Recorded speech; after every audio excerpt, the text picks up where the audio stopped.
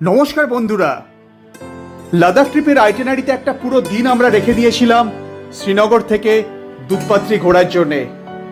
কাশ্মীরের এই জায়গাটাকে ভ্যালি অফ মিল্কও বলা হয়।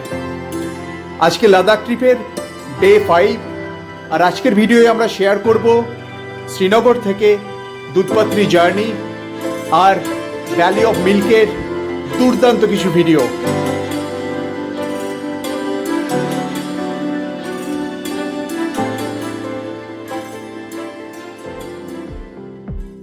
সকাল 6টায় আমরা হোটেল থেকে বেরিয়ে পড়েছি। আগের দিন হোটেল থেকে বলে দিয়েছিল শ্রীনগর থেকে যত সকালে শুরু করা যায় ততই ভালো, না হলে ট্রাফিক আটকে থাকতে হবে। এখনো অবধি ফাঁকায় ফাঁকায় বেশ ভালোই যাচ্ছি।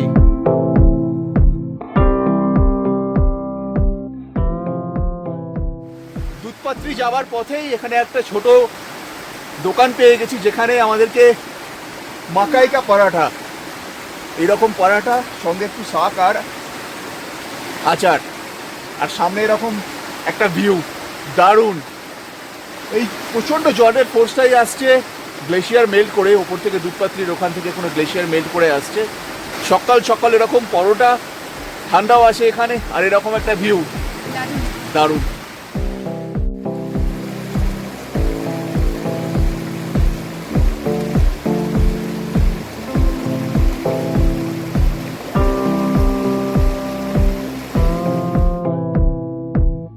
ব্রেকফাস্টের পরে গ্রামের রাস্তা দিয়ে আমরা এখন এগিয়ে চলেছি দুধপাত্রি।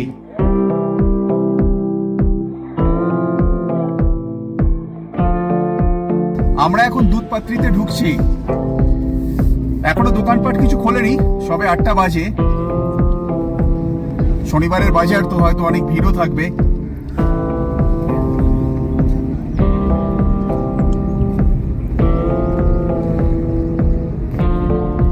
দুধপাত্রি এখনো 6 কিলোমিটার, তবে যা দেখতে পাচ্ছি ওপরে গিয়ে মনে হয় কি দেখবো সেটা এখনো ভাবতেও পারছি না। Just imagine.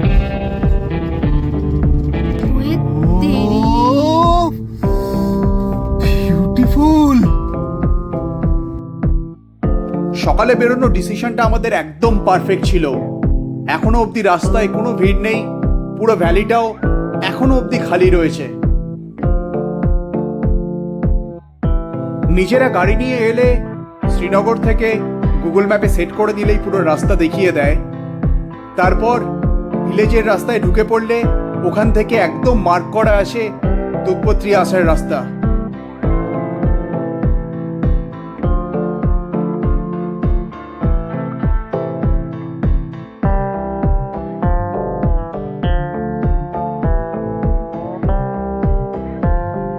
এখন একদম দুধপাত্রির ভেতরে ঢুকে গেছি। আমাদের গাড়িটা আটকে দিয়েছিল, এখানে পার্কিংটা ফ্রি ছিল। ঢোকার মুখেই যখন ওখানে 50 টাকা টিকিট কেটেছিল তখনই বলেছিল এত দূর অবধি আসা যাবে, পার্কিং করা যাবে। এর ভেতরে শালিগঙ্গা অবধি যেতে গেলে 100 টাকা দিয়ে যেতে হয়। তবে এখানকার যারা লোকাল ইউনিয়ন থাকে, যারা ঘোড়ায় করে নিয়ে যায় কিংবা এটিভি বাইকে নিয়ে যায়, তারা প্রথমে গাড়ি নিয়ে ঢুকতে দিচ্ছিল না, বলছিল না ঘোড়াতেই যেতে হবে কিংবা এটিভি বাইকে যেতে হবে, গাড়ি ঢুকবে না। তারপর যখন বললাম আমরা ঢুকবোই না, বেরিয়ে যাবো, তখন বলছে ঠিক আছে স্যার, যাও যাও যাও। তো মানে কমপ্লিট মনোপলি চলে এখানে। দরাদরি প্রচুর করতে হয়। ঘোড়ার রেট ওরা 1400 থেকে পার হেড 1400 থেকে 400 অব্দি চলে এসছে। তো এখানে বার্গেনিং প্রচুর করতে হবে যে কোনো জিনিসের। আর গাড়ি শালিগঙ্গা অব্দি যায় এটা শুরুতে আমাদের বলে দিয়েছিল, কিন্তু লোকাল ইউনিয়ন যারা রয়েছে তারা প্রথমে খুব ঝামেলা করছিল, যেতে দেবে না, গাড়ি যাবে না, কমার্শিয়াল লোকাল গাড়ি ছাড়া অ্যালাউ নেই।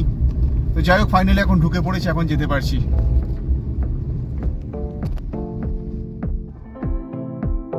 দুধপাত্রি নামের অর্থ হলো দুধের উপত্যকা। কথিত আছে কাশ্মীরের বিখ্যাত সাধক শেখ উল আলম শেখ নূর দিন নুরানি এখানে নামাজ পড়েছিলেন, এবং নামাজ পড়ার সময় তিনি জলের সন্ধান করেন। তখন তিনি লাঠি দিয়ে মাটিতে গর্ত করেন এবং সেখান থেকে দুধ বেরিয়ে আসে।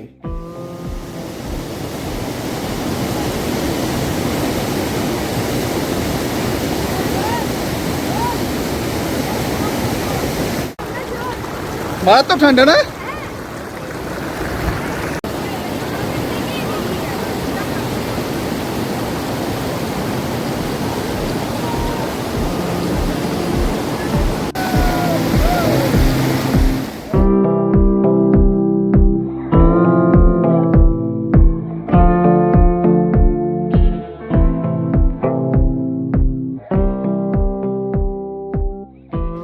এখন দাঁড়িয়ে আছি দুধপাত্রিতে।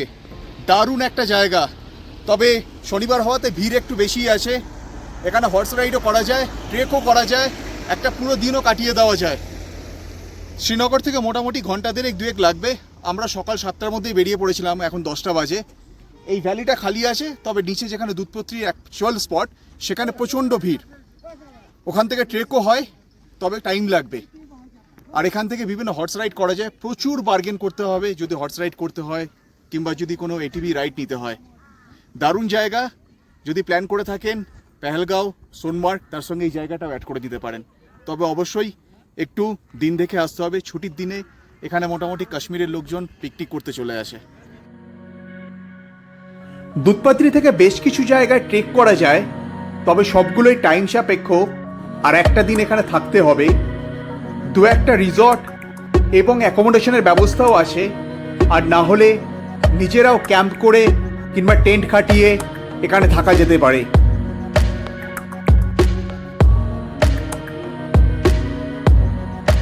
এই হচ্ছে দুধপাত্রিতে এখানে এটিভি বাইক। প্রচণ্ড বার্গেন করতে হয়। বাইক রাইড না করলেও ঘোড়া রাইড করার জন্যে আমি রেডি হয়ে যাই। জীবনের প্রথম ঘোড়া রাইড, দেখি কেমন এক্সপিরিয়েন্স হয়।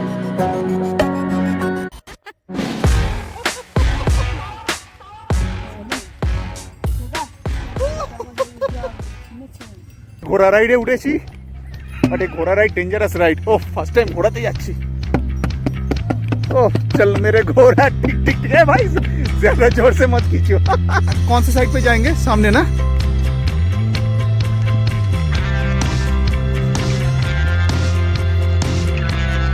জীবনে ফার্স্ট টাইম ঘোড়ায় চাপলাম, তবে কষ্টকর। এর আগে একবারই চেপেছিলাম, লাদাখে গিয়ে ক্যামেল রাইড করেছিলাম। এবারেও যাচ্ছি, এর থেকে অনেক আরাম ছিল ওটাতে।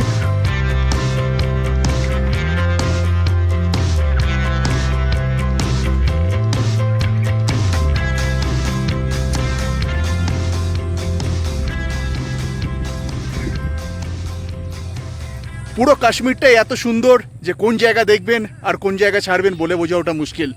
তবে দুধপাত্রি, গুরেজ ভ্যালি, এই জায়গাগুলো এখন একটু অফবিট, টুরিস্টের ভিড় এখন অনেক কম থাকে। দুধপাত্রিতে এখন দাঁড়িয়ে রয়েছি। এখানে क्या है इसका भैया? मक्की की रोटी सरसों का साग, अचार, चटनी। मक्की का रोटी सरसों का साग আচার के साथ। জায়গাগুলো দারুণ, এখানে খাবার জায়গাগুলো হচ্ছে দারুণ। এই হচ্ছে বসার জায়গা, ভালো জায়গা আছে বেশ বসার, পুরো ভিউ নিতে নিতে। মানে জায়গাটা এমন হচ্ছে যে একটা দিন পুরো এখানে আসুন, পুরো কাটিয়ে যান। পারলে খাবার টাবার নিয়ে এলে আরও ভালো হয়।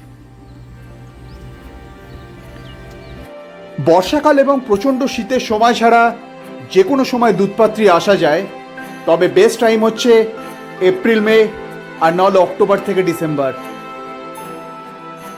আমরা এখন দুধপাত্রি থেকে বেরিয়ে যাচ্ছি। একদম সকালে আসায় জায়গাটা বেশ ফাঁকায় ফাঁকায় আমরা ঘুরতে পেরেছি। এখন প্রচুর গাড়ি ঢুকছে আর ভিড়টাও অনেক বেড়ে গেছে।